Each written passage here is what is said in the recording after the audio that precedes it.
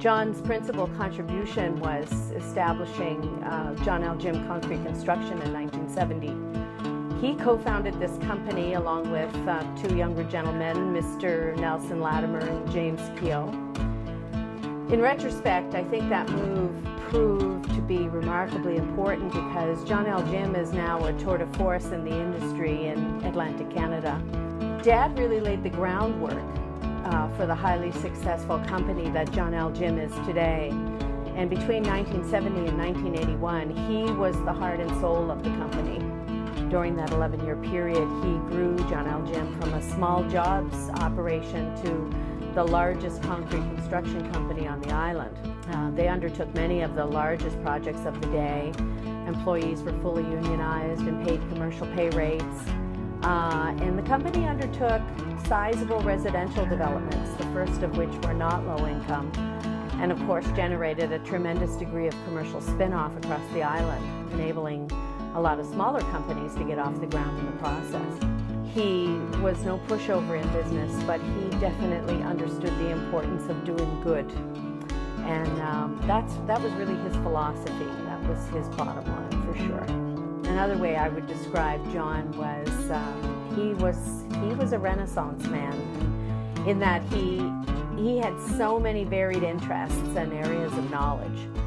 He would say that everything's possible. You just have to put your mind to it.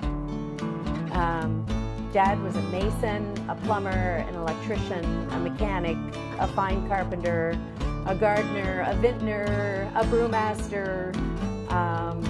He was a shrewd businessman. And I would say above all, he was a wonderful father and a grandfather to the very, very highest order. He was the youngest son of immigrant parents from the Ukraine, and he was only a child when his construction abilities began to form on the family farm in South Bar. He met my mom, the absolute love of his life, and they got married when Dad was 23, and then at 26, with baby number 2 on the way, he knew he had to step up his game fast. So on the advice of his next door neighbor who worked at Municipal Ready Mix, he walked over into the office of Mr. Allison Sibley and he literally begged Mr. Sibley to put him on the payroll. By 1970, he was already an experienced concrete tradesman and a proficient builder and businessman. Municipal's new president, Mr. Jack Stevens, announced his decision to close the small jobs department, and that is when he approached Dad with the proposition of purchasing it. So he saw this as his big chance, and he saw it as his unique opportunity to make a mark on the future of Cape Breton. So he jumped at the opportunity, and he formed John L. Jim as a majority shareholder. And the rest is history, as they say.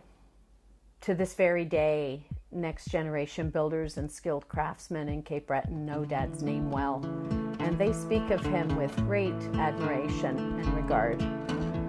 I think that is a pretty special legacy.